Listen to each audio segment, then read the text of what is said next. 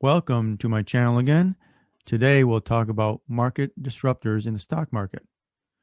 What I'll try to do here is help you see the critical things to look at and learn more about how stocks, and in particular, certain stocks help drive the market that they're in and become new genres in their market sometimes. So let's jump right into it now. Here's a couple of market disruptors we're going to talk about. The first is Facebook. We all basically know about Facebook. Remember MySpace, LiveJournal, Friendster, or even more recently, Google Plus. They've all gone by the wayside, and only Facebook is here in the end. Then there's Square, a credit card processing or cash processing company. Square versus credit cards. PayPal, Intuit Pay, Clover, Shopify, and any bank really when you talk about it. Then there's Tesla. Are they simply new technology or spin-off of gasoline engine cars? The internal combustion engine. And Apple. Everyone knows Apple in relation to phones like Nokia, Motorola, Palm, and BlackBerry. Those all gone by the wayside. Some of them are still around, some in name only, some have disappeared entirely. But these companies aren't anything without their leaders, and leaders with vision and a drive for success by fixing problem after problem. So, market disruptors and company leaders. We'll talk about Mark Zuckerberg.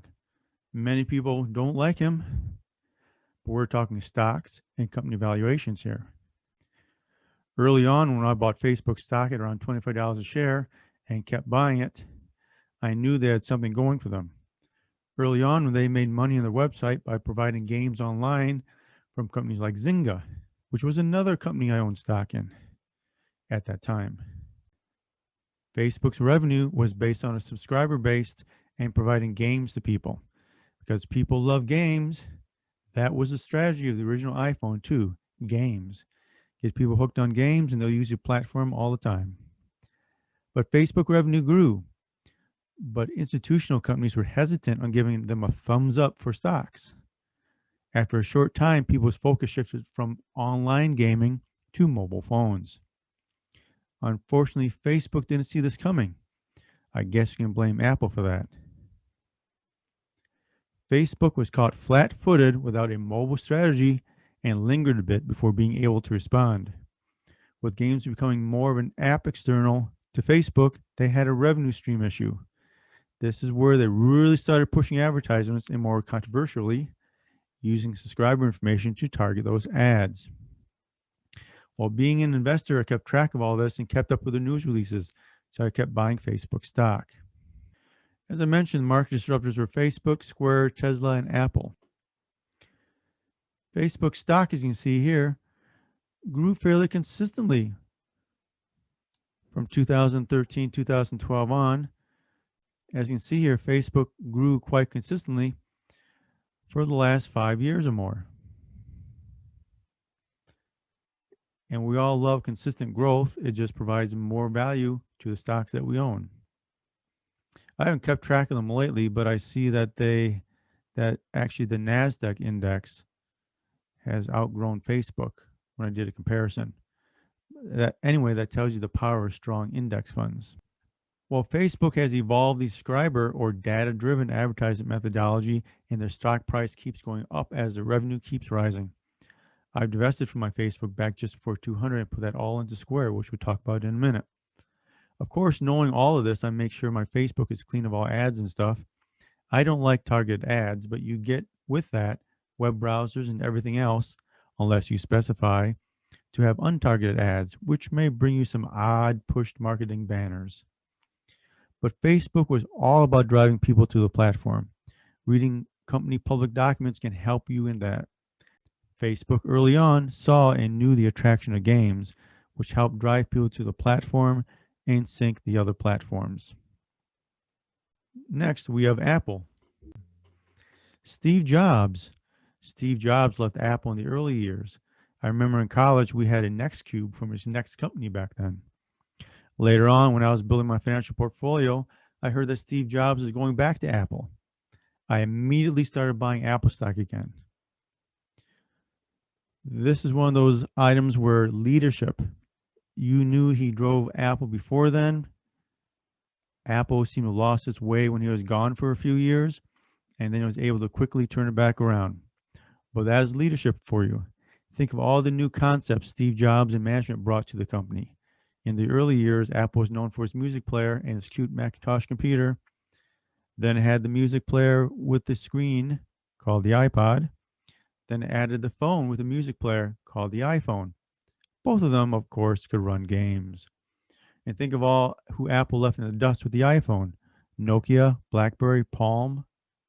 Nokia and BlackBerry all thought that the interface Apple had was simply a novelty and was going to go away. Palm didn't, but they couldn't grow their system. Of course, they're all basically gone by now. BlackBerry got in the software.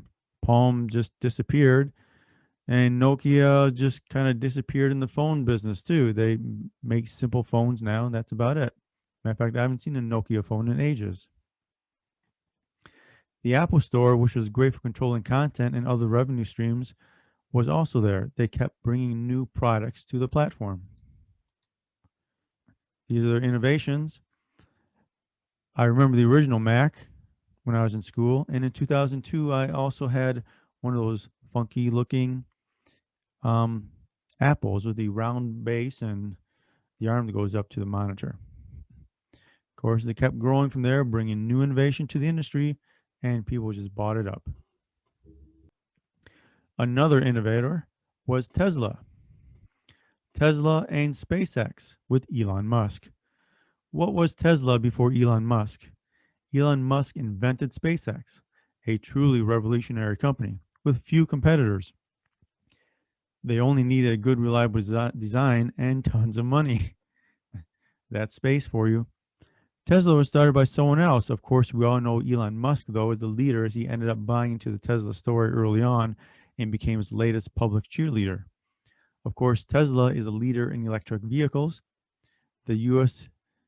isn't a leader in charging stations, but other countries have moved ahead. Of course, the U.S. can be quite expansive too. We'll talk more about that another time. And for instance, I bought a hybrid, but hybrids were a really big thing that Toyota brought on. One of the last ones is Jack Dorsey. Jack Dorsey is known for Twitter and Square. We all know about Twitter, but Square was a payments company. I own stock in Square and have since about $15 a share. I actually sold all my Facebook to help pump more money into Square and still own a good position today. But they were a new thing in the electronics payment segment. Really not much competition where they spliced themselves in the early years. The stock took some tumbles when banks say they were entering that segment and later PayPal, but they kept improving their formula and growing. They've had some weird excursions in the past, such as fast food delivery, but looking back, that allowed them to understand how to integrate their product into that market segment. They also were into restaurant cash machines, which also seemed to have been a learning process to integrate their products. Now they keep chugging along, and the stock market sees this as they are now a leader in the market segment. At one time, I was debating putting my money into Square or PayPal, which was just extracted from eBay. Carl Icahn was basically known for that, pulling PayPal out of eBay. He does a lot of stock activism where he wants to extract the more profitable aspect of the company for his financial benefit, I guess for the stock owners. But I didn't look at Carl Icahn in the same way as Jack Dorsey, so I ended up buying Square instead. Now Square stock is about the same as PayPal stock, but a much larger growth. But Square has really started out in the small business credit card processing, then added websites later on. They seem to be growing quite well and expanding overseas. Definitely a hold as they move up to the $300 a share mark. Square processes cash, and cash is always a great market to be in. So those are examples of certain high-flying people leading companies from being small to juggernauts in their respective markets. Everyone knows Apple, Tesla, to a certain extent Square, even though they're behind-the-scenes company, and of course, Facebook. But how do you identify market disruptor? With Facebook, it is more about bringing people to the platform versus other platforms. making people like it, keeping it simple, at least in the early days, and leveraging what everyone likes, games. And now people cannot put down their cell phones to play games. And luckily, Facebook pivoted to making an emotional attachment of people stuck on Facebook as a constant stream of news, rhetoric, and all their friends' postings of them walking around the neighborhood of pictures of their latest food. People are now connected to Facebook emotionally, and they can't do without it. Apple was easy if you were into technology. Maybe it was more of an emotional lift for Apple, but I certainly thought, as well as many others, that Steve Jobs was the innovator for Apple. And his return to Apple was nothing but positive for the company, especially since he brought the next operating system. And it was positive for investors. They were able to make owning an Apple product an emotional connection, pure marketing. Tesla. This was Elon Musk's drive to make Tesla relevant and not just another small electric car company that falls by the wayside. Tesla has been selling cars in quantity since 2012, far more than the other electric car companies. They also created an emotional attachment for people with their Teslas. Hey, emotion sells in about any market. Why are people attracted to Porsche or Ferrari?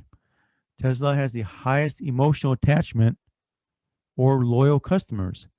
They differentiated themselves with Model S as a luxury performance car that can outdrag dragster cars and your high-end sports cars. How's that for emotional? Square, this is a bit difficult. It's kind of like Tesla. Square entered the credit card payments market for the small businesses. This is where they developed their technology and their market niche. You may remember the small square thing you plugged into your iPhone. That was Square. They made the small payments market that the banks and large companies like PayPal ignored as the payments were too small to get good charge revenue. But Square managed to innovate in this market and grew their customer base from solely small one owner shops to large companies and kept growing to international markets. That's what you want to hear and read about corporate strategy, always pushing the boundaries and strategy, but working on making it profitable. After further expansion, they started becoming closer to profitability, which is one is looking for when a company is young. Facebook and Tesla went through the same process. At some point, you have to be positive vibes for what management is doing and the direction they're headed. If you want a company that hasn't done that, I'll have an episode about GoPro, where the management there just kind of was blindsided like you had with Nokia and Motorola and Palm. They just didn't move with the market. They didn't watch what was going on. Anyways, that's all for now for Market Disruptors. Thank you for listening to my ramblings on Market Disruptors. Questions or comments, put them down below. Don't forget to give a thumbs up, like, and subscribe. You got to love the knowledge, got to love life, and got to love the stock market. See you next time.